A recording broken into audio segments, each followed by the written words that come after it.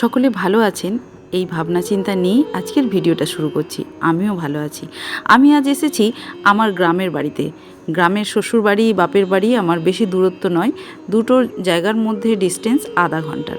তো এখন আমি আমার শ্বশুর বাড়ি থেকে আমার বাপের বাড়ির দিকে যাচ্ছি। তো যাবার পথে আমি ভাবলাম আমাদের এখানের গ্রাম্য পরিবেশের মানে পরিবেশটার সাথে একটু পরিচিতি করাই আপনাদের। তো দেখুন এত সবুজ, এত সুন্দর মাঠঘাট, তো দেখে এমনি মন ভালো হয়ে যায়। পুরো ভিডিওটা জুড়েই শুধু সবুজই দেখতে পাবেন। এই দেখুন নদী, নালা, গাছপালা সব কিছু একদম মানে ভরা। দেখেই চোখের শান্তি, মনের শান্তি। সব সময় আমরা শহরে থাকলেও বারবার মন ছুটে আসে আমাদের এই গ্রামের টানে। তো আমি আসতে ভীষণ ভালোবাসি এই গ্রামে। শ্বশুরবাড়ি বলো বাপের বাড়ি বলো, দুটো জায়গাতেই আমাদের ভীষণ ভালো লাগে আসতে। বারবার ওই জন্যে ছুটি পেলেই, শনি রবিবার পেলেই আমরা চলে আসি। যতদিন পর্যন্ত সম্ভব হবে চেষ্টা চালিয়ে যাব এইভাবে এখানে এসে একটু আত্মতৃপ্তির খোঁজে বেরিয়ে আসি। তো আমি সেই আমার পরিচিতি গ্রামের মানচিত্রটাই আপনাদের কাছে একটু তুলে ধরার চেষ্টা করছি। দেখুন তো, কারো না কারো মনের সাথে নিশ্চয়ই মিল হবে। কেউ না কেউ তো এরকম গ্রামে বাস করে। এই এলাকাটা হলো পূর্ব বর্ধমানের আনুখাল গ্রাম পঞ্চায়েত এলাকা। আর আমার শ্বশুরবাড়ির যে এলাকায়, সেখানটার নাম হচ্ছে দত্ত দাড়িয়াটন, স্বামী বিবেকানন্দের পৈতৃক ভিটে। সেই ভিটেতেই এখন মিশন বানানোর কাজ চলছে। অবশ্যই সময় সম্ভব হলে একদিন সেই জায়গাটাও আমি শেয়ার করব আপনাদের সাথে। তো আজকে এখন যাচ্ছি আমার বাপের বাড়ির গ্রামে, যে গ্রামটার নাম জয়পুর। এই যে মাঠ ঘাট, নদী নালা, পশু পাখি সব কিছু দেখতে দেখতে ছোটোবেলাটা আমাদের কেটেছে। তোমাদের কার কার এরকম ছোটোবেলা কেটেছে একটু কমেন্ট করে জানিও, খুব ভালো লাগবে। আর ছোটোবেলায় এই রাস্তা ধরেই সাইকেল নিয়ে টিউশন যাওয়া, স্কুল যাওয়া সব এই রাস্তা ধরেই হতো। আমি এখন শ্বশুরবাড়ির থেকে বাপের বাড়ি যাবার অর্ধেক রাস্তাটাই চলে এসেছি। এখন দেখো টোটো গাড়ি হয়েছে, তো টোটো গাড়ির জন্যে এখন যাতায়াতটা অনেক সুবিধা হয়ে গেছে। আমরা যখন স্কুলে পড়তাম তখন কিন্তু এই টোটো গাড়িও ছিল না, আর এই রাস্তাটাও এরকম সুন্দর পাকা রাস্তা ছিল না, মাটির রাস্তা ছিল। অনেক কষ্ট করে পড়াশোনা করেছি। বর্ষাকালে যখন বৃষ্টি হতো না, এই রাস্তাগুলো এত কাদা হতো, আর কাদাটা এঁটেল মাটি হওয়ার জন্য ভীষণভাবে চাকায় লেগে যেত। আর সেই অবস্থায় চাকা ফেলে বাড়ি নিয়ে আসা খুব মুশকিল হতো। তো যাই হোক, এখন কথা বলতে বলতে আমরা মিষ্টির দোকানে চলে এসেছি। পুকুরটা প্যানা ভর্তি হয়ে গেছে, পুকুর প্যানা না প্লাস্টিকে ভর্তি। আপনাদের সাথে কথা বলতে বলতে আমি চলে এসেছি আমার বাপের বাড়িতে। তো এখন মা দেখি এখানে শরবত দেবে বলে একটু গ্লাসগুলো ধুয়ে নিচ্ছে। এখানে রান্নাও অনেক কমপ্লিট হয়ে গেছে। মা এখন বানাচ্ছে মাটন। মায়ের হাতে মাটনটা জাস্ট ফাটাফাটি, অন্য লেভেল। দিদা হেভি গন্ধ ছুটিয়েছে। হ্যাঁ, গন্ধ দাঁড়া, বেশ কিছু শাকসবজি হয়েছে, সেগুলোই কিছুটা নেব। তার জন্য বাপের সাথে মাঠে চলে এসেছি ছাতা নিয়ে। তো আমি এখন একটু কলমি শাক তুলবো। আর এই যে কাকুরা পটল চাষ করেছে, এদিকে পটল। হ্যাঁ কাকুর, হ্যাঁ আর লাগবে না, না না না, গুঁড়াটা কেটে নেবো। এই অনেক অনেক, হ্যাঁ বীজ দিয়েছিল তোর মামি সদলপুরে।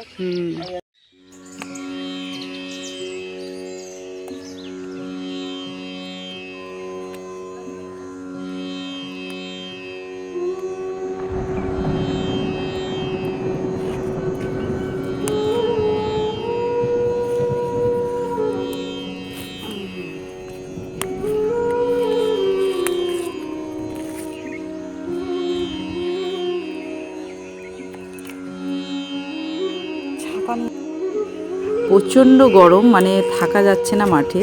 মানে সকালবেলায় এত রোদের তেজ, এখন বাজছে হয়তো 10:30 হার্ডলি। তো যাই হোক, মনে হচ্ছে 12:30 একটা বেজে গেছে। তো বাপি বেশ কিছুটা উচ্ছেও আবার তুলে নিয়েছে আমার জন্য।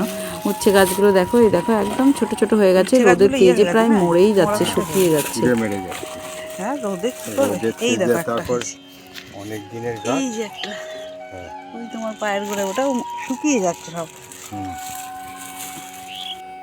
তো শাকসবজি তুলে এখন বাড়ির দিকে চলে এসেছি। আর আমার ছাতার অবস্থাটা দেখো, তোমাদেরকে দেখানোর জন্য আমি এটাকে করছি। ছাতাটার অবস্থা খারাপ হয়ে গেছে, বাপি ছাতাটা ঠিক করবে বলেছিল, এটাই নিয়ে চলে এসেছি। তো এখন চলো ঘরের দিকে যাওয়া যাক। খেয়ে দিয়ে দুপুরের পর বেরিয়ে যাব। আর বিকেলবেলা চলে এসেছি এখন শ্বশুরবাড়িতে। তো শ্বশুরবাড়িতে এখন এসে দেখো আমার শাশুড়ি মা আর আমার ছেলে দুটোতে মিলে কি শুরু করেছে। এখন এখানে লগা বাঁধা হচ্ছে, আম পাড়া হবে। গাছে অল্প কটা আম রয়েছে, আমাদেরকে অনেক দিন ধরেই আমার শাশুড়ি বা শ্বশুরমশাই ডাকছিল যে কটা আম নিয়ে যা, গাছের আমগুলো পেকে নষ্ট হয়ে যাচ্ছে, পড়ে যাচ্ছে, সবাই তো খেয়েছে, তোরা নিয়ে যা কটা। তো যাই হোক, সেই কারণেই আসা আর ঘোরাও। তো এখন আমাদের গাছের লাস্ট আম আম সব শেষ হয়ে গেছে, জ্যৈষ্ঠী মাসে আম পাড়া হবে হয়ে গেছে। চলো তারপরে কিভাবে আম পাড়ে সেটাই চলো তোমাদের সাথে শেয়ার করি। হেভি মিষ্টি। কই রে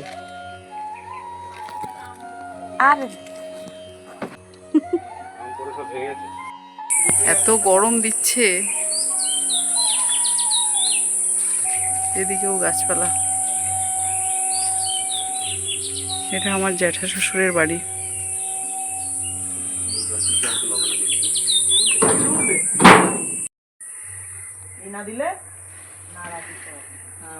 সব জানে ঠাম্মি, কিন্তু বলার সময় ওই রকম বলে।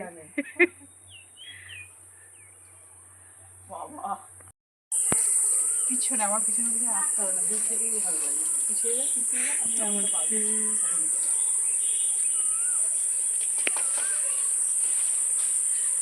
অনেকক্ষণ ধরেই সোনু আমগুলোকে তুলছিল। তো আমি বললাম আমি এবার কিছুটা আম তুলি, বেশ মজা লাগে নিজের গাছের আম হাতে পেড়ে, মানে নেওয়া আর খাওয়ার মজাই আলাদা। খাই না খাই মানে এই যে কাজটা করা, এটার মধ্যে আলাদা রকম একটা ভালো লাগা, একটা তৃপ্তি আছে।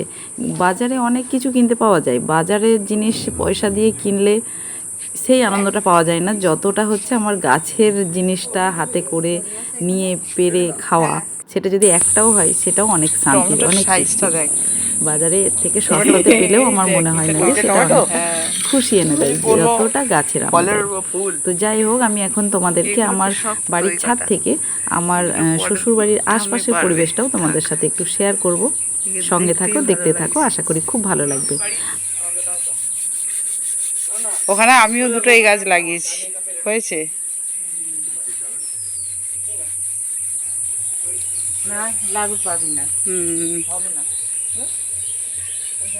ওইটা পেকে গেছে। হ্যাঁ, ডালটা লুজ আছে, ভালো করে আগে ভরো। হ্যাঁ এসছে,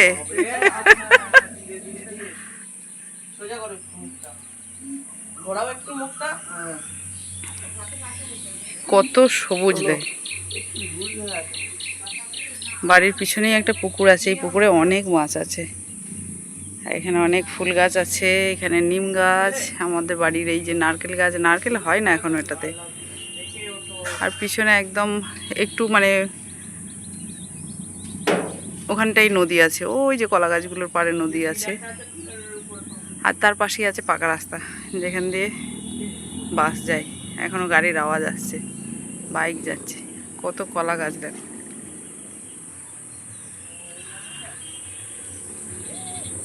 আমার বাড়ির পাশেই কলা গাছ, আম গাছ, কোনো গাছের অভাব নেই। কিন্তু আমরা ওখানে কোনো কিছুর বানাতে চাইলেও তখন আর কলা পাতা পাই না, মানে পাতুরি বানানোর ইচ্ছা হলে। এই যে শাশুড়ি, হ্যাঁ একটাই তো, মা পুজোর বাসন মাজছে। কই রে, তুই নিচে পড়েছে?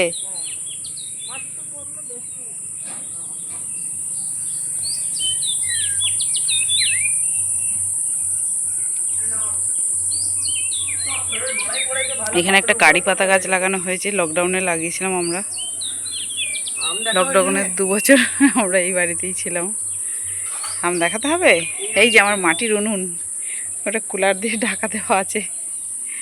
মাটির উনুনে শীতকালে অনেক পিকনিক হয়েছে এখানে ছাদে, তখন পিকনিক করতাম আর ছাদে বসে খাওয়া দাওয়া হতো শীতকালে। এইখানে একটা আম গাছ ছিল, এই যে সান ডাইরেক্টের এই সামনেটাই, তাই না? আম হতো, কেমন হতো দেখেছিস? দেখেছিস তুই? এইখানে আমগুলো এখানে আম পাড়তাম আর এখানে আম সত্ত্ব বানাতাম এই রোদে বসে বসে। কিন্তু পোকা ধরে গেল, গাছটাই কেটে ফেলতে বাধ্য হলো। এসছে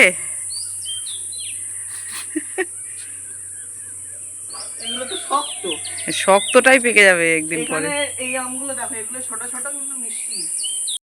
এই পড়েছে, দেখেছিস একদম পেকে গেছে। নে নে তোল, পেয়েছিস? হ্যাঁ, চলো এক পাশে রাখো, এক পাশে রাখো, পা পড়ে যাবে। ওই দেখো, ওই হলুদটা পারো, ওই হলুদটা দেখো, চেষ্টা করো। ওই দেখে কেন কি ওটাতে বেশিক্ষণ লাগবে না, মানে একটুখানি ও ঠেকলেই ও পড়ে যাবেও না, অত দূর যাবে এই না, পাশেরটা নাও, এদিকেও একটা হালকা হলুদ আছে। যাবে না অত দূর। এত ডগাই ডগাই বাবা আরে একসাথে এক দুটো নাও। টুপুস টুপুস করেছে, এই জন্যই তো তোকে ডাকছিলাম, কত মজা আছে দেখ। এই দেখো হলুদ। খাবার নিয়ে চলো। খাবার থেকে পাড়াতে আর দেখতেই মজা লাগে, খাওয়া এত খাওয়া যায় না। এই যা, এটাই ক্যাচ করতে পারলি না তো। আরে ঠাম্মি ডাকো না, পড়ে গেল তোমার কারণে, কি হয়েছে? নে নে, এটা ক্যাচ কর, গুড। তাও ভালো এখানে পড়েছে, কিচ্ছু হয়নি। এই ধরতে পারলি। ঠাম্মি তুমি বকলেই আমি ছেড়ে দিচ্ছি। থাম্মি যেন তোমায় ডেকেছে। গ্রামের পরিবেশের এই যে একটা প্রশান্তি, একটা শান্তি, মানে মানে কি বলবো, সব রকম দিক থেকে একটা ফ্রেশ ওয়েদার, ফ্রেশ মানসিকতা, ফ্রেশ প্রাকৃতিক পরিবেশ, সেগুলো শহরে কোথায়। খুব মিস করি গ্রামকে, যেহেতু তিনটে হয়। ছোট থেকেই গ্রামে বড় হয়েছি। বড় হলেই যে গ্রামের প্রতি টান থাকে এরকম নয়, অনেকেই আমি জানি যারা গ্রামে বড় হয়েছে কিন্তু তারা শহরটাকেই বেশি পছন্দ করে। আমি শহরে থাকি ঠিকই, কিন্তু মনে প্রাণে গ্রাম্য লাইফস্টাইল, গ্রামের এই প্রাকৃতিক পরিবেশ, নেচার আমাকে বিশেষ করে ভীষণভাবে টানে। এই গরমে গাছে উঠে আম পাড়া খুবই কষ্টকর। যাই হোক, অনেক কষ্টে বর আমার আমটাম পেরে নেমে এসছে, দেখো স্নান করে গেছে একবারে ঘেমে, প্রচণ্ড গরম আজকে দিচ্ছে। একটু হাওয়া নেই।